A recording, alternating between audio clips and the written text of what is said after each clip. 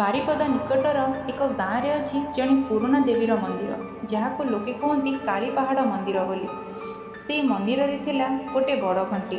ଘଣ୍ଟିଟି କଳା ଧାତୁରେ ତିଆରି ହୋଇଥିଲା, କିନ୍ତୁ ତାର ତଳେ ଲାଲ ଦାଗ ରହିଥିଲା, ଯେପରିକି ସେ ଘଣ୍ଟିଟି ରକ୍ତ ଶୋଷି ଦେଇଛି। ସ୍ଥାନୀୟ ଲୋକ କୁହନ୍ତି ସେ ଘଣ୍ଟିରେ ଅଛି ଗୋଟେ ମଣିଷର ଆତ୍ମାର ସାପ। ଅନେକ ବର୍ଷ ପୂର୍ବର କଥା। ମନ୍ଦିରର ସେବାକାରୀ ଥିଲେ ଜଣେ ଯୁବ ଭକ୍ତ, ଯାହାର ନାଁ ଥିଲା ରାମଚନ୍ଦ୍ର। ସେ ଥିଲେ ଅନାଥ। ଦେବୀଙ୍କୁ ନିଜ ମା ମନେକରି ପୂଜା କରୁଥିଲେ। ପ୍ରତିଦିନ ସେ ମନ୍ଦିରକୁ ସଫା କରୁଥିଲେ, ଦୀପ ଜଳାଉଥିଲେ ଓ ଲୋକଙ୍କ ପାଇଁ ପ୍ରାର୍ଥନା କରୁଥିଲେ। କିନ୍ତୁ ଗାଁର ଜମିଦାରଙ୍କ ପାଖରେ ସେ ଥିଲେ ଜଣେ ନିର୍ବଳ ଭିକାରୀ।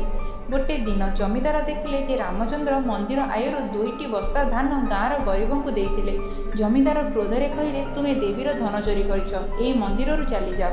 ରାମଚନ୍ଦ୍ର ଦେବୀଙ୍କ ଆଗରେ ନଇଁ ପଡ଼ି କହିଲେ, ଦେବୀ ମା, ଯଦି ମୁଁ ଅନ୍ୟାୟ କରିଛି, ମୋ ରକ୍ତ ତୋ ଘଣ୍ଟିରେ ପଡ଼ିଯାଉ ଏବଂ ଯେଉଁଠି ଅନ୍ୟାୟ ହେବ ସେ ଘଣ୍ଟି ଆପେ ଆପେ ବାଜି ମୋ ଆତ୍ମାକୁ ଜଗେଇ ଦେବ।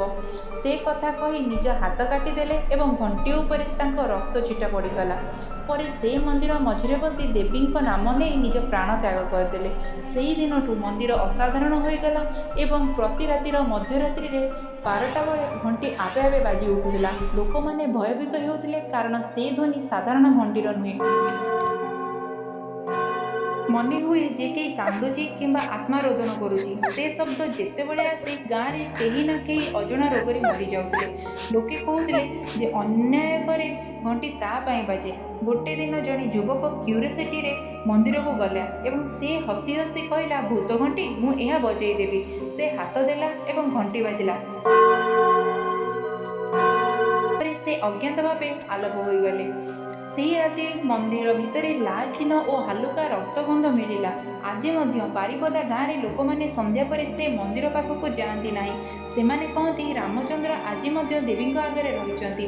ତାର ରକ୍ତ ଘଣ୍ଟିରେ ଜୀବନ ଦେଇଛି ଏବଂ ଯଦି ରାତି 12ଟାରେ ଆପଣ ସେ ଶବ୍ଦ ଶୁଣୁଛନ୍ତି, ଡଙ୍ଗ ଡଙ୍ଗ, ତେବେ ନିଶ୍ଚିତ ଭାବେ ଜାଣନ୍ତୁ କେହି ଗାଁରେ ଅନ୍ୟାୟ କରିଛି ଏବଂ ରାମଚନ୍ଦ୍ର ଆତ୍ମା ତାର ନ୍ୟାୟ ନେବାକୁ ଜାଗି ଉଠିଛି।